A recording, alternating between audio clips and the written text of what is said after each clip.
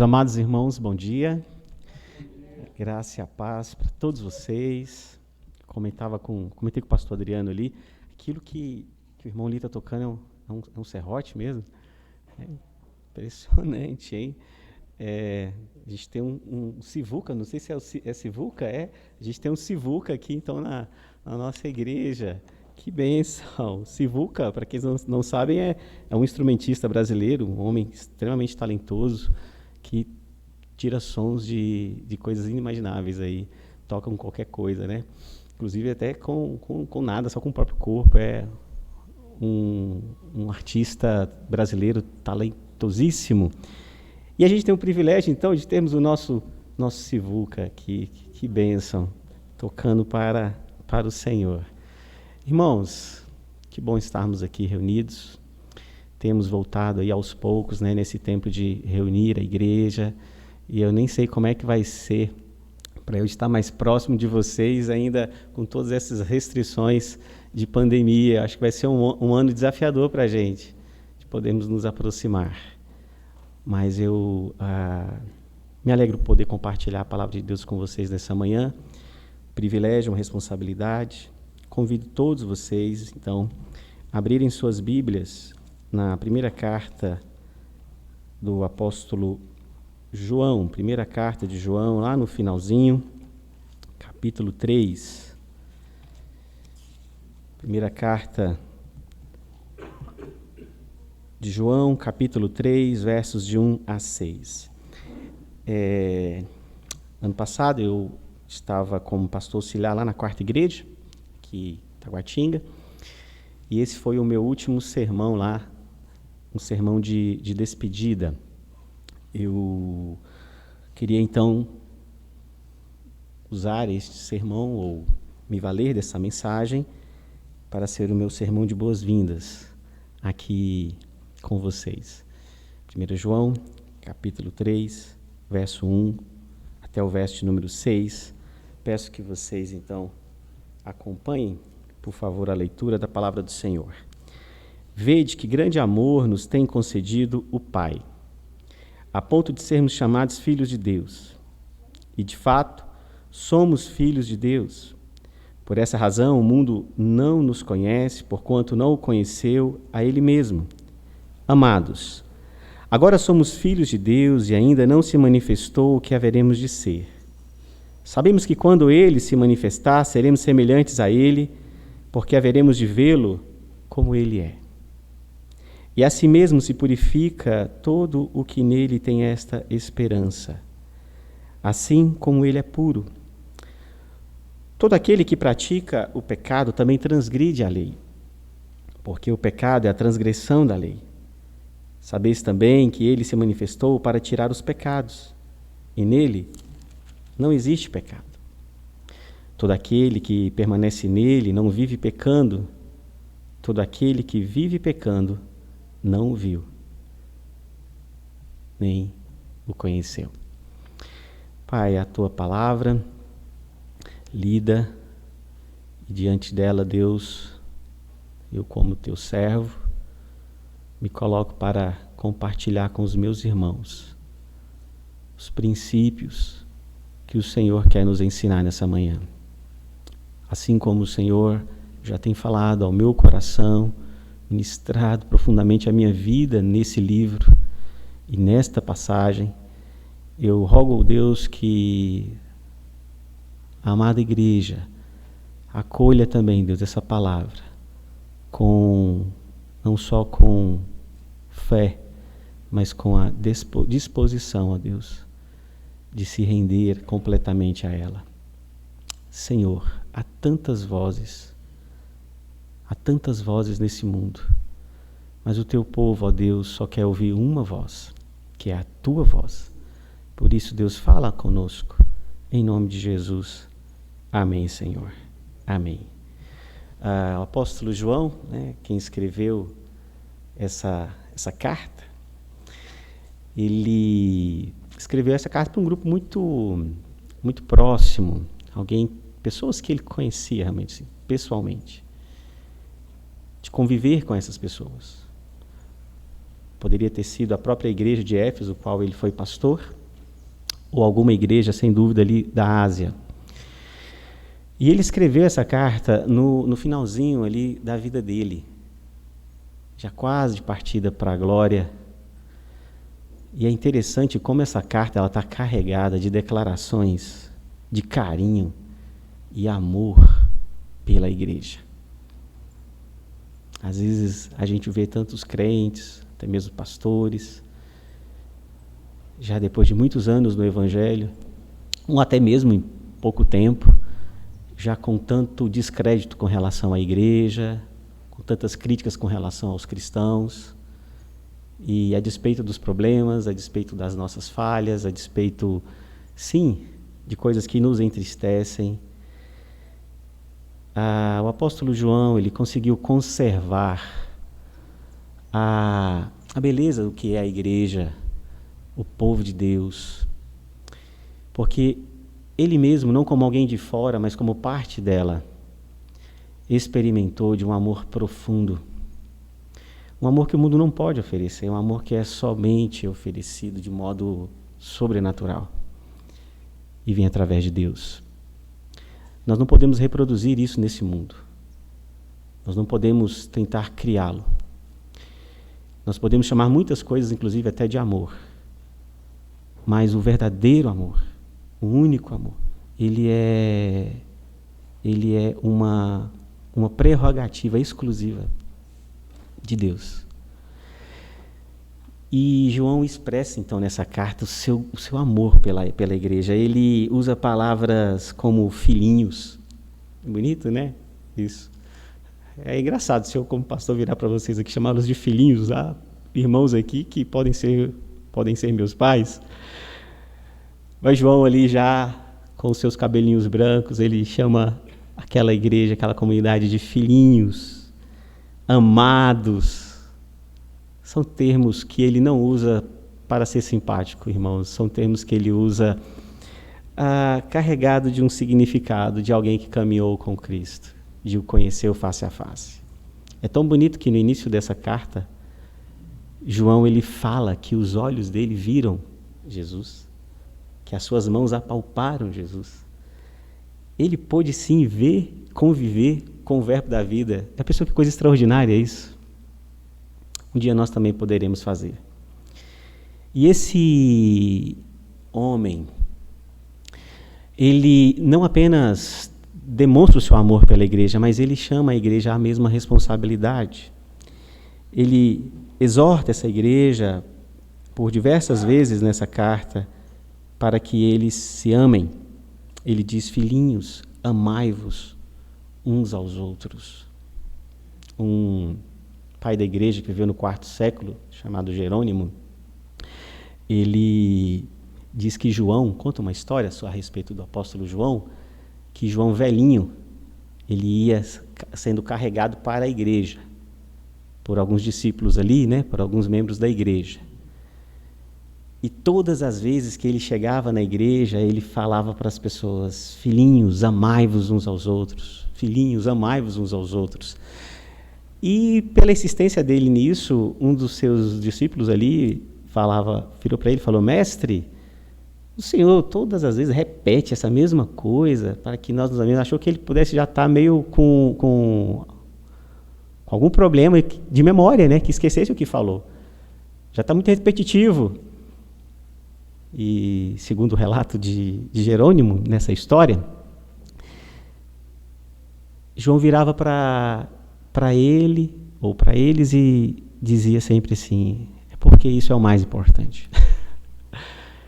Porque isso é o Evangelho. Nos amarmos como um reflexo desse amor de Deus por nós. Portanto, estamos diante de uma carta que não é uma carta romântica.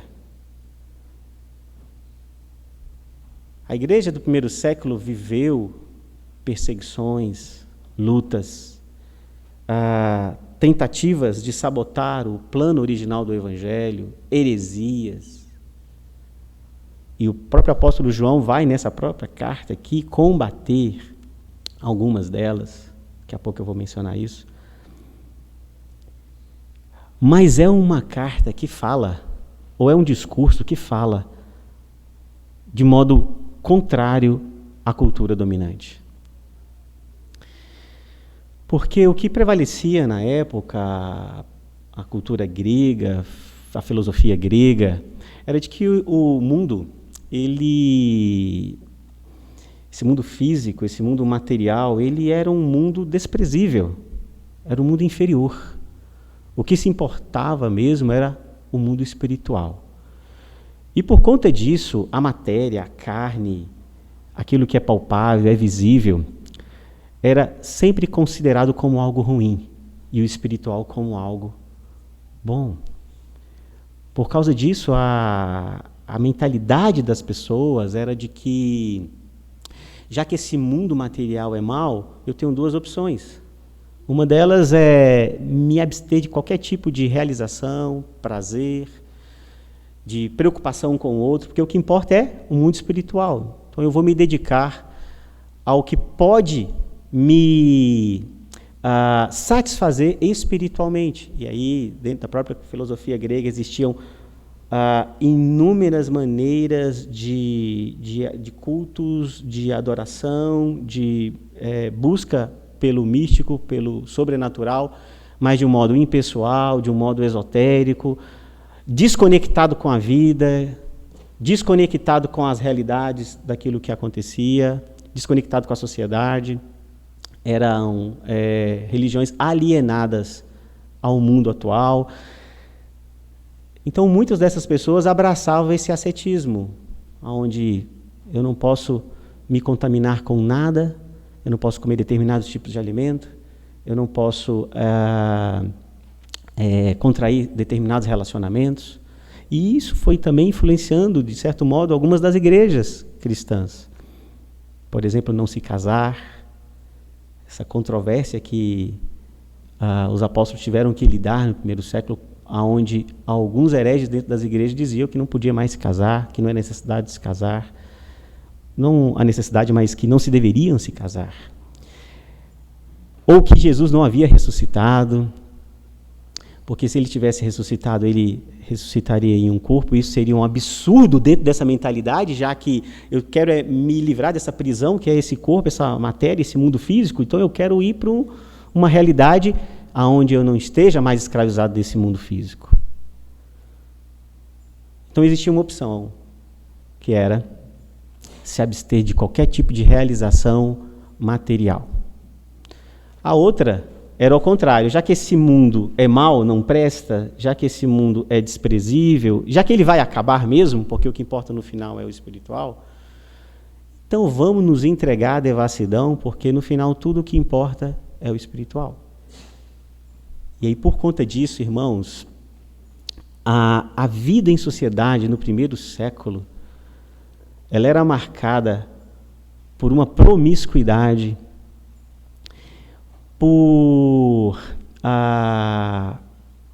excessos em todas as dimensões da vida humana, no alimento, nos relacionamentos, na extravagância, onde o que importa então é aproveitar o máximo possível esse mundo sem me preocupar com as consequências físicas, já que no final o que resta é o espiritual. E isso foi trazendo muitos desafios para a igreja, porque as pessoas iam se convertendo, mas muitas dessas culturas, elas iam vindo junto com as pessoas que iam se convertendo, ou novos hereges iam surgindo dentro da igreja, a fim de ressuscitar ou implantar essas mesmas filosofias dentro da igreja. E é por isso que, nessa carta, o apóstolo João ele combate uma heresia muito característica dessa mentalidade do mundo físico é mau e o mundo espiritual é bom, quando ele combate a negação de que Jesus, de fato, era também um ser humano. Ele vai contra essa mentalidade de que o mundo físico, a matéria é má. E ele não só declara, mas ele afirma que todo aquele que não confessa que Jesus veio em carne, se tornou um ser humano, que essa pessoa é um falso profeta. que ele não está expressando a verdade de Deus. E, por conta disso, o que João está falando a respeito do amor, e eu compartilhei isso aqui agora com vocês para chegar nesse ponto, o que João está falando, então, a respeito do amor, não é uma declaração romântica, infantil, sabe, sem nenhum impacto profundo nesse mundo. Ele está falando de um compromisso de vida com outras pessoas de carne e osso. Ele está falando de um amor pelo próximo que leva em consideração o outro, que não usurpa o outro, que não abusa do outro, que não ignora o outro, que não nega o outro, que não maltrata o outro, porque não só a questão espiritual, não só o espírito, mas o corpo também é bom. E esse corpo também o nosso Deus irá restaurar, assim bem como toda essa dimensão física que nós conhecemos. Por isso o que João está falando é uma questão contra a cultura mesmo, é um rompimento com a cultura dominante. E o que João está mostrando é que essa cultura dominante, ela distorce a nossa identidade. Porque quando eu não vejo valor na matéria, ou quando eu desprezo o próximo, ou quando eu desprezo a mim mesmo, ou quando eu me alieno da vida, ou quando eu busco uma fuga dessa vida e desse mundo em sociedade, eu estou alimentando uma identidade distorcida. Eu estou deixando de viver da forma que Deus me chamou para viver. Eu estou me definindo de um determinado modo. E normalmente, como acontecia na cultura grega, essa imagem distorcida faz com que eu seja a imagem de mim mesmo.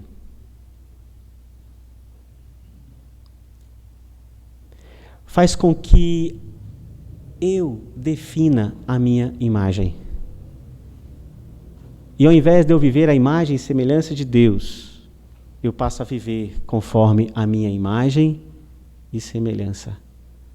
E quando eu faço isso, eu não estou preocupado com o outro. E quando eu faço isso, eu não estou preocupado em amar. Quando eu faço isso, eu só estou apenas preocupado comigo. Os outros são apenas meios de eu obter algum tipo de prazer, satisfação, realização, contentamento. Mas eu não consigo encarar o outro como igual. E é por isso que a declaração de que devemos amar o próximo como a nós mesmos é tão forte. Porque também revela essa contracultura. Essa ideia de que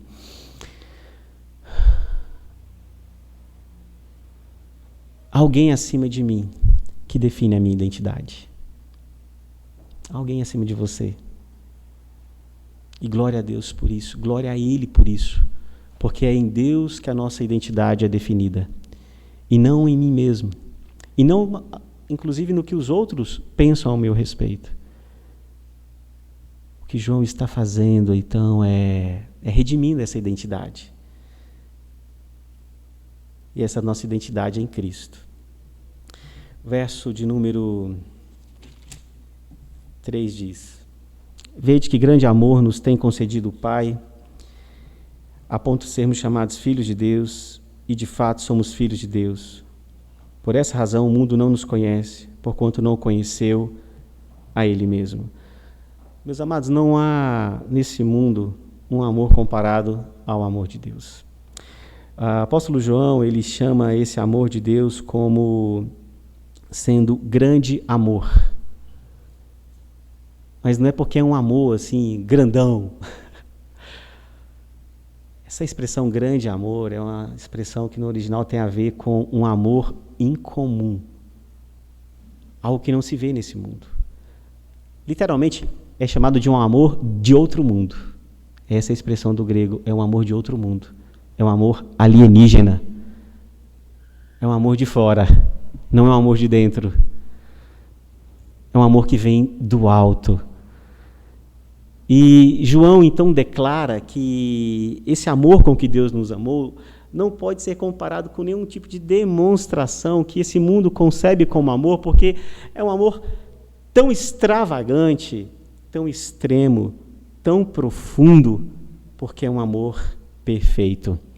Esse amor perfeito, queridos, não pode ser reproduzido por nós. Esse amor perfeito, ele só vem e só pode vir de Deus.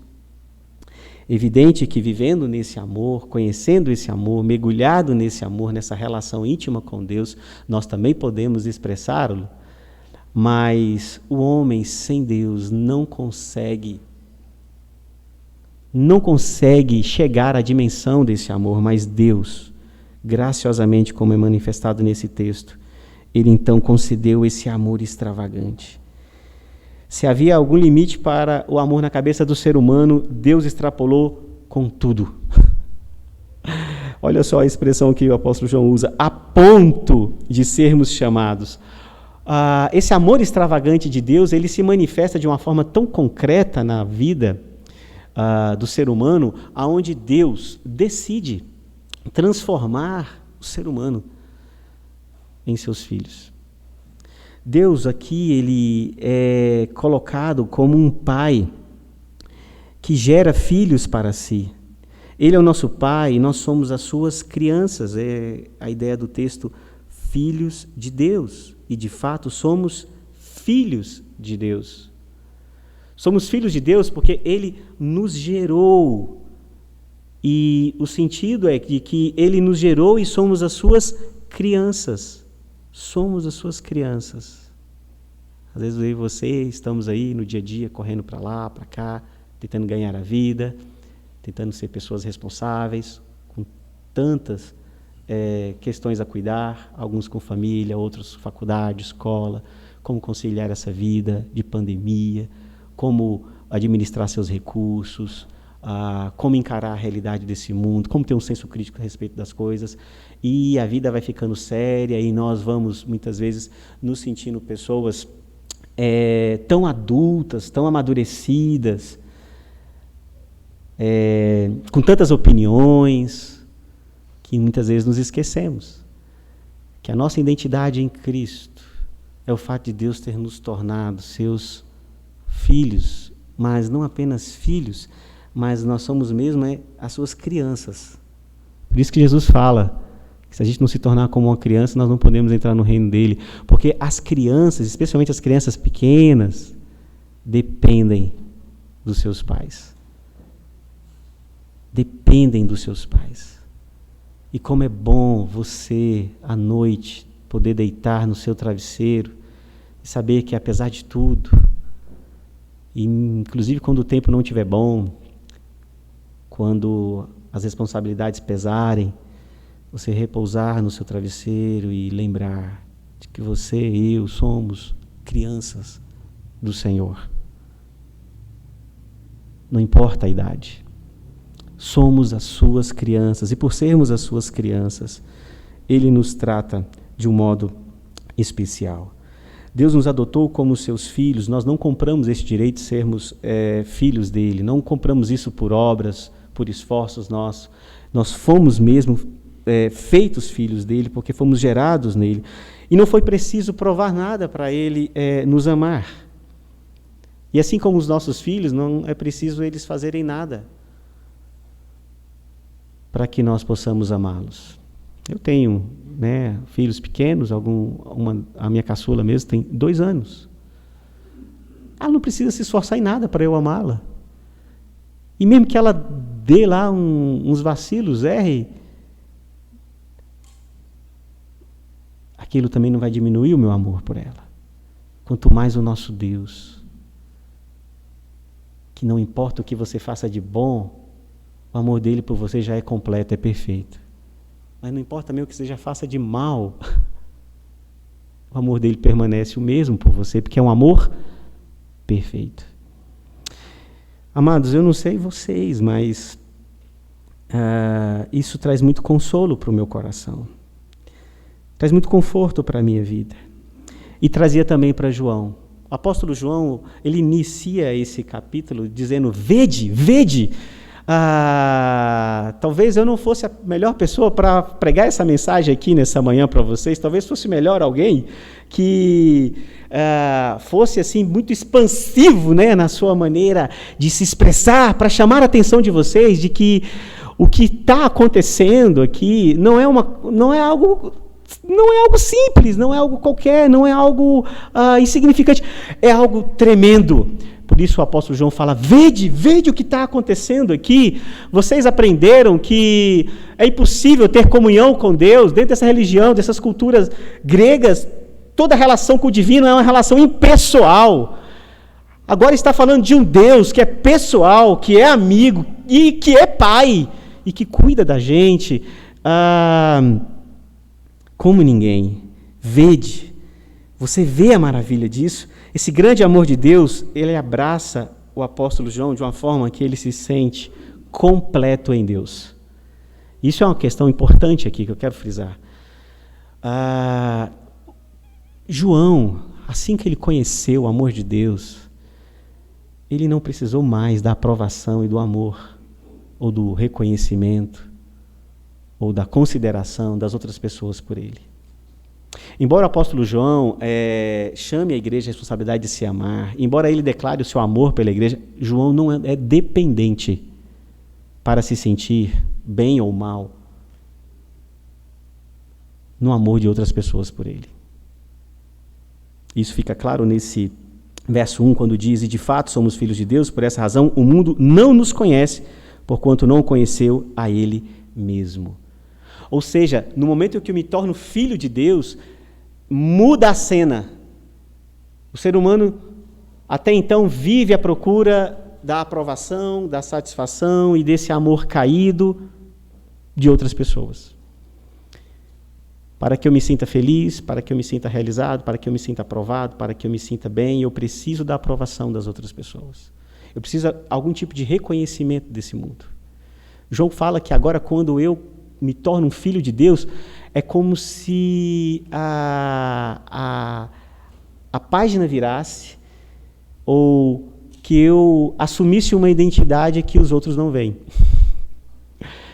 Eu deixo de ser alguém que é importante para o mundo.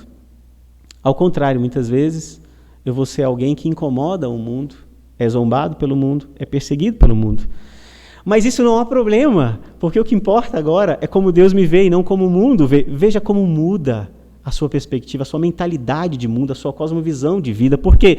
Porque agora aquele que está em Cristo, a sua identidade é nele. Você não precisa mais buscar essa aprovação do mundo para se sentir realizado, porque Deus já te adotou como filho e a sua identidade é ser filho. E mesmo que o mundo não te conheça, assim como não conheceu a Cristo, isso é um privilégio. Eu e você podermos saber que assim como rejeitaram Jesus, também podem nos rejeitar. Mas aquele que não nos rejeitou, que é Deus. A tendência de nos sentirmos especiais quando conquistamos algo, ou sentir um vazio quando perdemos aquilo que amamos, nos mostra onde está a nossa identidade e o quanto ela é frágil. Mas nesse texto que nos é proposto é algo revolucionário. O mundo para os filhos de Deus deixa de ser uma referência de aprovação e identidade. Para aqueles que foram salvos, o que importa é a nossa identidade em Cristo. E essa é a nossa identidade básica. Ok, você tem um trabalho, talvez você seja casado, talvez você seja ainda uma criança, um adolescente, você tem uma altura, uma cor, um tom de voz, certas habilidades, mas a sua identidade básica, que vai refletir em tudo mais que você faz, em quem você é o fato de você ser filho de Deus. Como filhos de Deus, queridos, nós recebemos uma promessa. E que promessa é essa? Lembra que eu falei que esse mundo caído não consegue reproduzir o amor de Deus? Mas como filhos de Deus, nós podemos sim, não apenas receber desse amor, não apenas viver esse amor, mas compartilhar e refletir esse amor. Onde Deus vai retirando toda essa carga, toda essa isso que resta na nossa vida, que nós chamamos de pecado. Observe o que vai dizer logo em seguida, quando Deus vai restaurando então essa nossa identidade nele, vai restaurando essa nossa perspectiva de vida, e ele vai restaurando a nossa humanidade. Deus não vai nos restaurando para nos tornar anjos.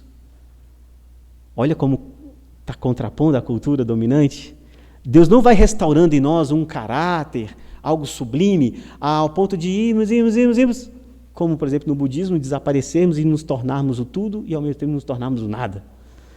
Deus vai nos restaurando de um modo que nós possamos viver essa vida material, física, visível, aonde corpo e espírito são restaurados, são resgatados, são redimidos, para que a gente possa viver plenamente a nossa humanidade. Isso que é fantástico. Deus não nos chama a negarmos essa humanidade, mas Ele vai estar transformando essa humanidade. E há uma sequência interessante que nesse texto apresenta, que eu peço a sua atenção para observar comigo, a respeito de Deus redimindo a nossa humanidade. Primeiro diz que essa nossa humanidade ela será redimida, para nós vivermos esse caráter que ama, esse caráter que revela o caráter de Cristo. Então a nossa humanidade diz que será redimida. Verso 2, amados, agora somos filhos de Deus e ainda não se manifestou o que haveremos de ser. Sabemos que quando Ele se manifestar, seremos semelhantes a Ele, porque haveremos de vê-lo como Ele é. Então, acompanhe aqui comigo. Primeiro, diz que essa humanidade, ela será redimida. Está falando de um aspecto futuro. Contudo, ela não só será redimida, mas diz aqui que ela também está sendo redimida. Verso 3. E a si mesmo se purifica todo o que nele tem esta esperança, assim como ele é puro. Ou seja, não se purificará, se purifica. Ele vai redimir, ele está redimindo essa humanidade em nós. Mas fala uma coisa ainda mais impressionante ainda.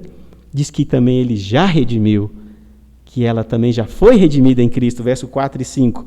Todo aquele que pratica o pecado também transgride a lei, porque o pecado é a transgressão da lei. Observe, sabeis também que ele se manifestou para tirar os pecados, e nele não existe pecado. Lembra que agora há pouco eu falei para vocês que um dia nós seremos como ele é? Que ainda não se manifestou, mas um dia seremos como ele é. E agora está falando que Jesus veio para retirar o pecado e o que de fato ele fez. Ou seja, nesse texto o apóstolo João está dizendo para nós que é uma coisa que pode parecer contraditória, meio que absurda, mas que faz todo sentido.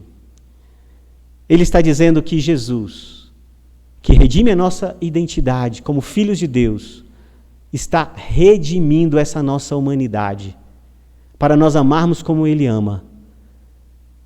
E diz que Ele um dia vai redimir. Isso Ele está querendo dizer que um dia Ele vai redimir de modo completo, absoluto. Ele está redimindo, porque se você olhar para a sua vida em Cristo, você percebe que você não é mais a mesma pessoa. Há coisas acontecendo no seu caráter, na sua vida. E diz também que Ele já redimiu. Que incrível, porque lá na cruz, a palavra de Deus diz que já não há mais condenação para os que estão em Cristo Jesus. E é por isso que quando Deus nos vê, Deus não me vê como um macho, falho, pecador, seguro, temeroso, muitas vezes arrogante. Ainda. Mas Ele me vê como um justo. Olha que beleza isso. Deus te vê como um justo, assim como Ele vê Cristo. Perfeito. Dá para entender isso? Como Deus te vê e me vê como pessoas perfeitas. É o que Ele está dizendo.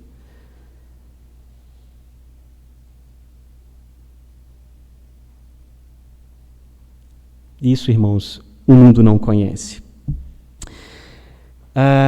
Contudo, aquele que vive na prática do pecado não pode ser chamado filho de Deus. Eu queria terminar no último verso falando sobre isso.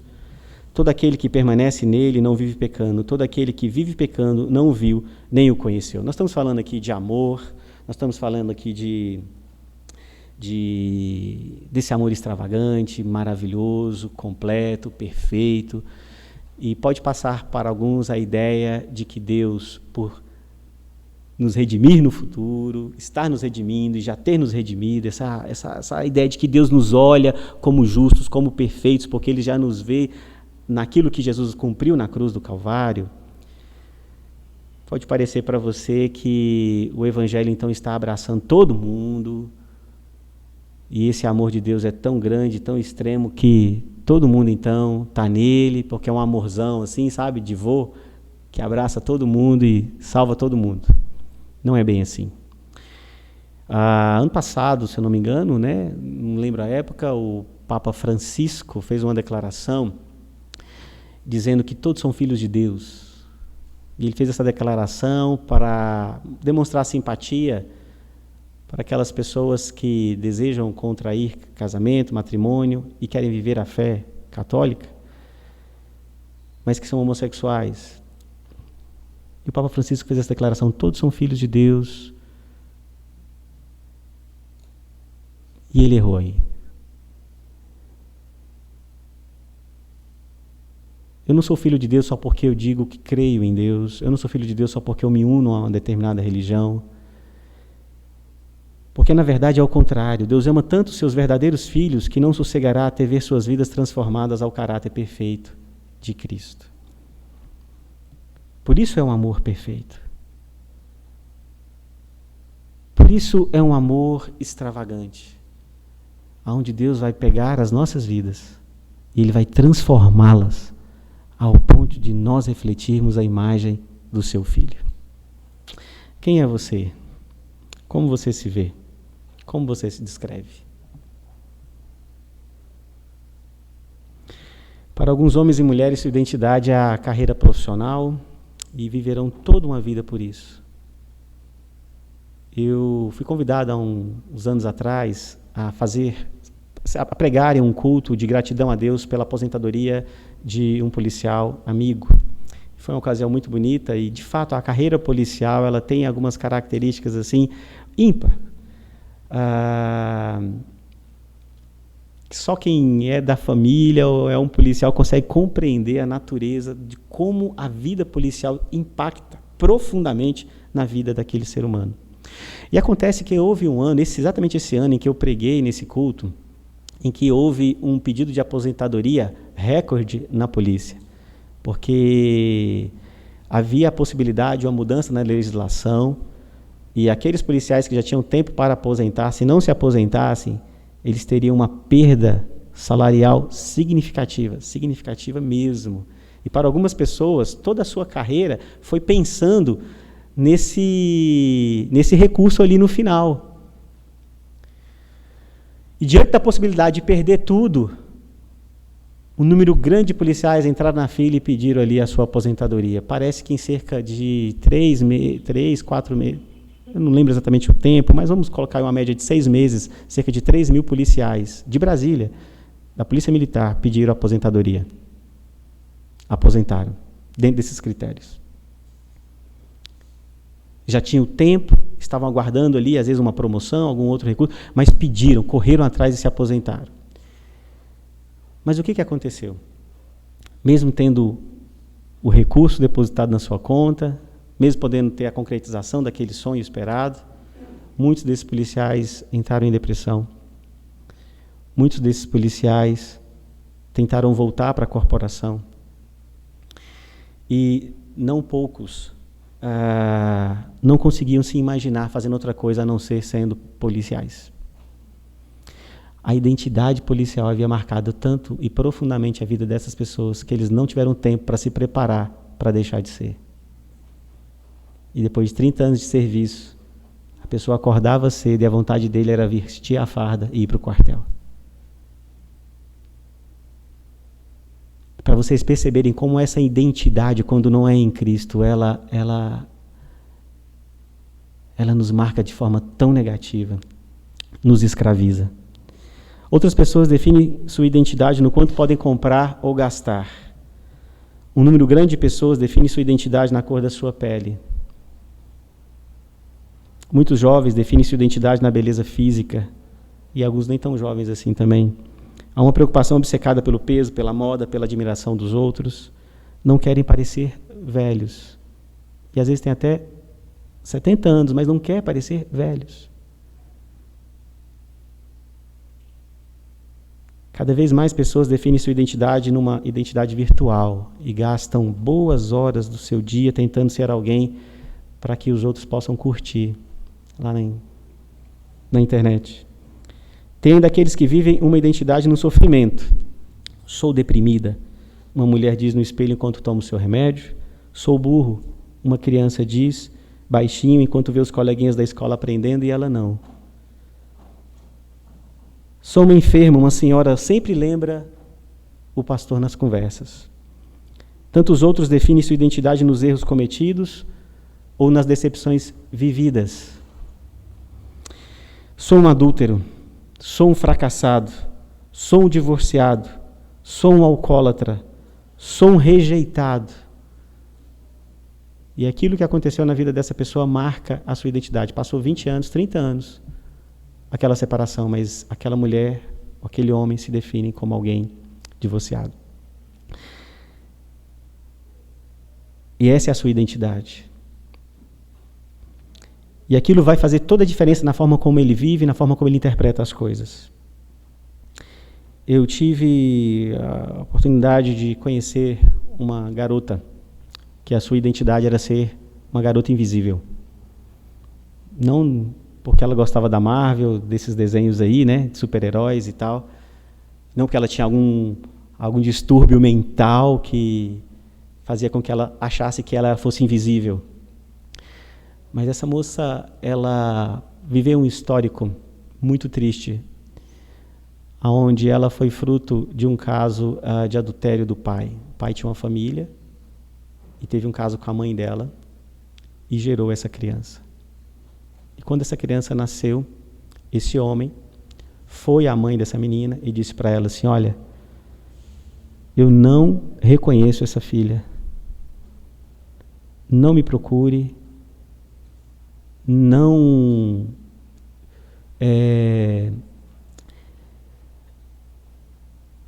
comente com ela o meu respeito. A minha família é aquela. Para mim, essa criança não existe. E essa garota, ela cresceu com essa declaração do pai à sua mãe de que ela não existia. E, de fato, ela passou a viver como se ela não existisse, ou pelo menos tentar ser uma garota invisível. Quando eu a conheci, ela andava curvada e só olhava para baixo. Só depois de um tempo eu pude ver o rosto dela, conhecê-la, e era uma moça bonita. Ela evitava ficar nas paradas onde tinham muitas pessoas. Ela evitava estar em ambientes com muita gente. Só que agora ela estava crescendo. E ela tinha então que tocar a sua vida, tinha que estudar, tinha que trabalhar. Mas ela estava paralisada, congelada. Porque para ela é como se ela não existisse. E ela queria passar despercebida onde ela estivesse. Veja como é tão forte essa questão da nossa identidade. E é por isso, queridos, que só existe uma identidade para o ser humano, e essa identidade é como filhos de Deus. Não existe outra identidade que vai te trazer satisfação, paz, alegria, contentamento, sentimento de realização fora de Deus. Como eu falei, a despeito de todos os problemas, de todos os percalços, e ainda dessa identidade está sendo redimida em nós. Mas o fato é que João estava certo quando ele diz: veja o que está acontecendo, veja o que Deus fez por vocês. Veja o que Deus fez por vocês. Essa comunidade aqui é uma coisa especial. Não é um ajuntamento humano. mas é algo que foi criado pelo Senhor. Porque, do contrário, queridos, esses exemplos que eu dei, cada uma dessas pessoas vive à sombra dessa identidade distorcida. Não importa se estão se martirizando com o quão imperfeitas se consideram ou se vangloriando do quanto se acham boas demais. No final, são escravas dessa identidade. Essa identidade aprisiona seus corações para nunca se sentirem livres. Como assim, trabalhar menos? Beleza, é fundamental. Não posso ser feliz depois de tudo o que passei. Depois que os filhos se forem, o casamento perdeu a alegria. Com a morte do meu filho, a vida perdeu o sentido. Não ser reeleito presbítero será humilhante para mim. Já ouvi isso com um pastor, numa eleição de presbíteros na igreja. Estou velho demais para recomeçar. O que eu fiz não tem perdão. Quero viver o agora.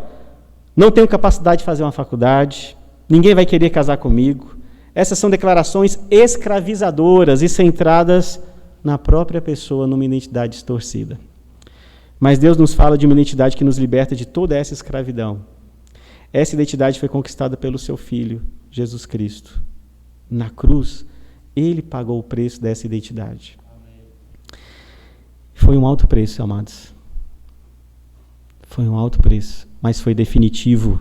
Só Jesus, mais ninguém pode redimir nossa identidade. Saiba disso. Quando Adão e Eva pecaram, tentaram eles mesmos consertar o problema, né? Fizeram roupas de figueira, de folhas ali para eles poderem se proteger. Mas quando Deus chegou, o problema era mais profundo. O coração deles estava já corrompido. Então foi necessário que Deus, aquilo ali não é um acaso, não é só para preencher a história, foi necessário que Deus matasse um animal, pegasse aquela pele e fizesse roupa para eles, para demonstrar que só Deus pode redimir a identidade do ser humano. E essa remissão só pode ser feita com derramamento de sangue. E foi o derramamento de sangue do seu Filho que redimiu então a nossa identidade. Deus decidiu nos dar uma nova identidade, nos tornando seus filhos, e como seus filhos vamos sendo resgatados dessas identidades frágeis, pecaminosas, escravizadoras.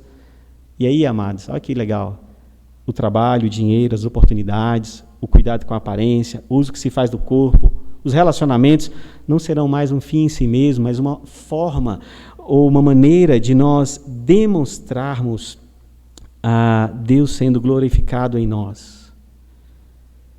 Seja você rico ou pobre, branco ou negro, homem ou mulher, casado, divorciado, viúvo.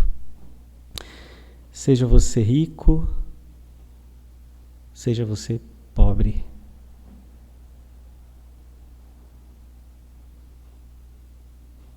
Seja você velho ou novo. Seja você morando em Brasília ou você morando lá no interior mais remoto desse país. Seja baixo ou alto, magro ou gordo, não importa. De iPhone, de Samsung. Seja torcendo para o Flamengo, ou mesmo para o Botafogo. De carro ou de metrô, com saúde, ou até mesmo com Covid. Deus é nosso Pai. Somos seus filhinhos. E isso, meus irmãos, é tudo o que importa. Vamos orar? Senhor, te agradecemos por essa manhã, de ouvirmos a tua palavra, de sabermos, ó Deus, que o Senhor nos redime através do teu Filho Jesus e nos dá uma identidade nele, que é sermos chamados teus filhos. Obrigado, Senhor, porque isso é tudo o que importa. Para a glória do teu nome. Amém.